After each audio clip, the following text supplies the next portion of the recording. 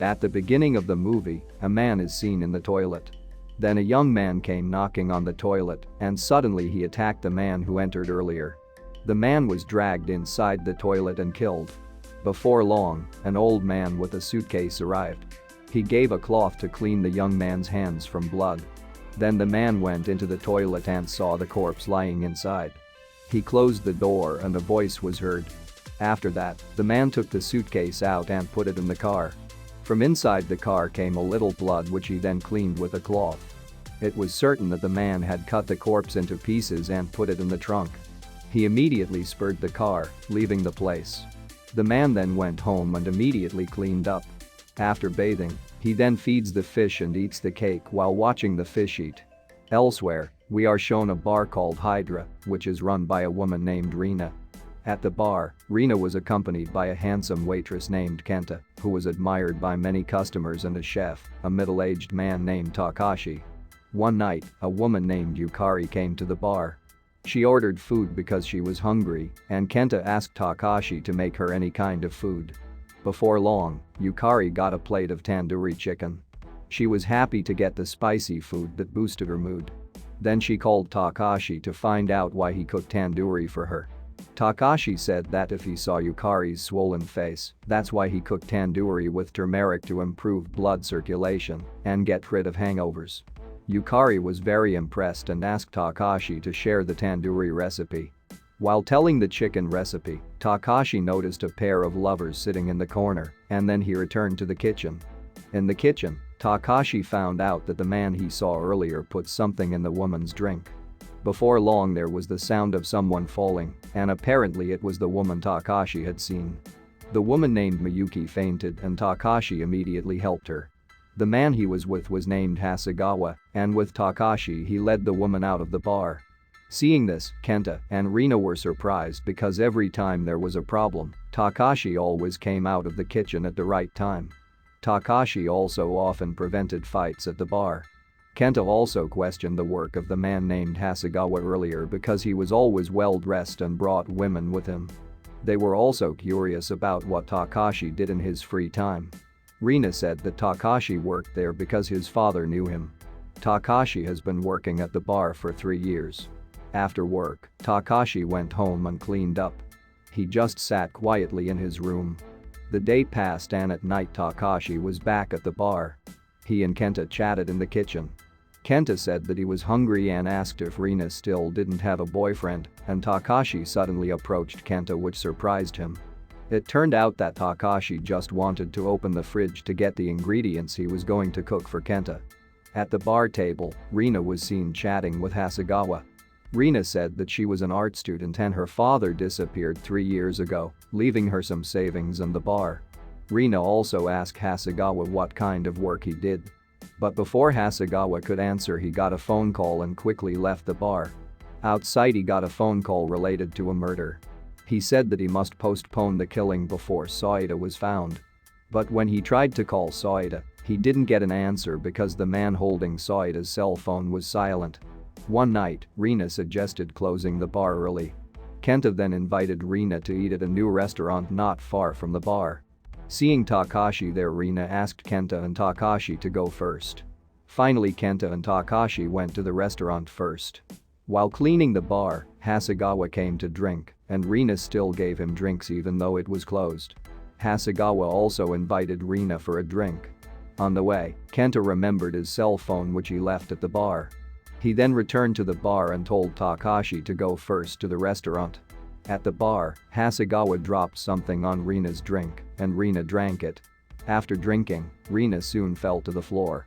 Hasegawa then intended to do something to Rina when she heard Kenta's voice. Kenta entered the bar, and Hasegawa immediately strangled him unconscious. Hasegawa then again tried to inject Rina, but luckily Takashi came and immediately stopped him.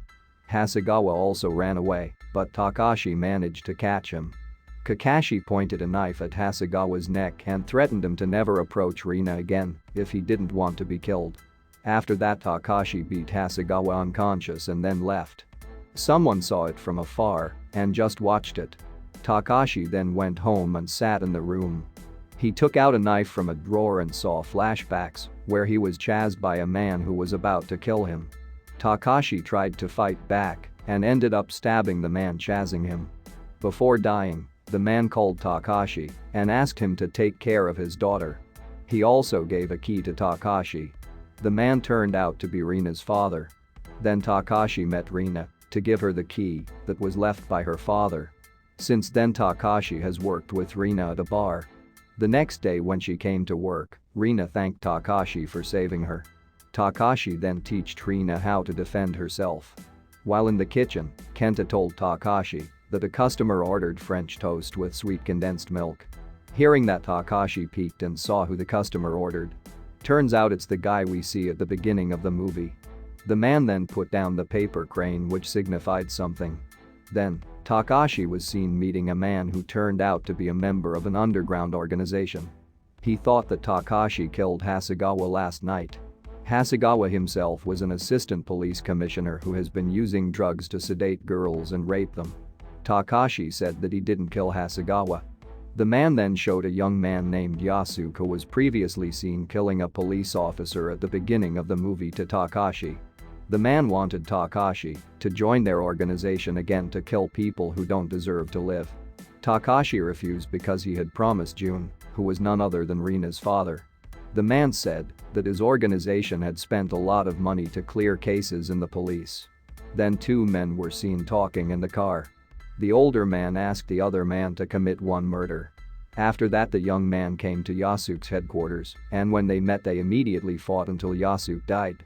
Meanwhile, Takashi sat back in his room and he remembered his memories in the past when he was little and met Jun. As an adult, Takashi then worked with Jun, who turned out to be a member of the same underground organization. Takashi started working as an assassin and continued to do so until one day he got the task of killing Jun. Takashi succeeded, but Jun then said that they were both being used. Next, the leader of the organization returned to Takashi and said that Yasuke was killed last night. It's likely that the person who killed him was also an assassin. Then Kenta and Takashi were seen cleaning the bar. They wonder why Rina hasn't come yet. It turned out that Rina was kidnapped by the man who killed Yasuke. The man recorded Rina tied up and sent the video to Kenta.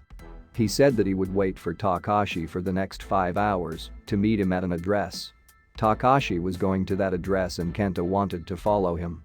However, Takashi forbade Kenta to come because he could die. Takashi finally came to the place where Rina was being held. He tried to untie Rina when the kidnapper came and was about to stab him in the back. Both of them eventually got into a fierce fight and attacked each other. They looked equally strong and Takashi had a hard time knocking him down. Then Takashi threw a knife that hit the kidnapper, but the kidnapper instead used the knife to take Rina hostage. With Takashi's direction, Rina practiced the martial arts that had been taught by Takashi. She managed to escape, even though her arm was injured.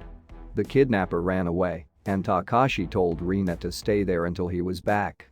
The scene was witnessed by the man who ordered the kidnapper, Nayaka, from the camera. Nayaka then took the gun and got out of the car. After that came the organization leader who met Takashi before.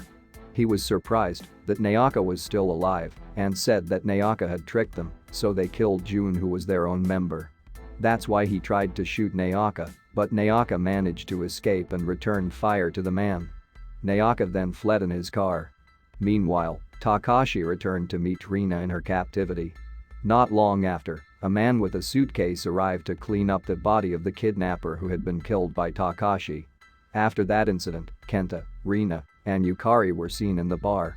Yukari was surprised to see Kenta's attitude, which seemed quiet and unusual. Kenta said if he wants to be like Takashi.